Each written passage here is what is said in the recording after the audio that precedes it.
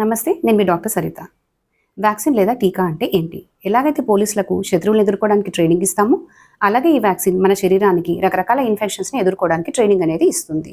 ఈ వ్యాక్సిన్లో హానికారక క్రిములను డియాక్టివేట్ చేసి, అంటే బలహీనపరిచి, లేదా చనిపోయిన క్రిములను అవి ప్రొడ్యూస్ చేసే టాక్సిన్స్ని డియాక్టివేట్ చేసి, లేదా వాటి యొక్క భాగాలను ప్రోటీన్, కార్బోహైడ్రేట్, డిఎన్ఏ, ఆర్ఎన్ఏ, జన్యు పదార్థాలని చేర్చి తయారు చేస్తారు.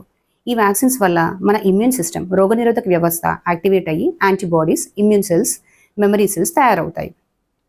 భవిష్యత్తులో ఇలాంటి క్రిమే కనుక మన శరీరంలో చేరినప్పుడు ఈ మెమరీ సెల్స్ అనేవి వెంటనే యాంటీబాడీస్ తయారు చేస్తాయి, మనకి వ్యాధులు రాకుండా చేస్తాయి.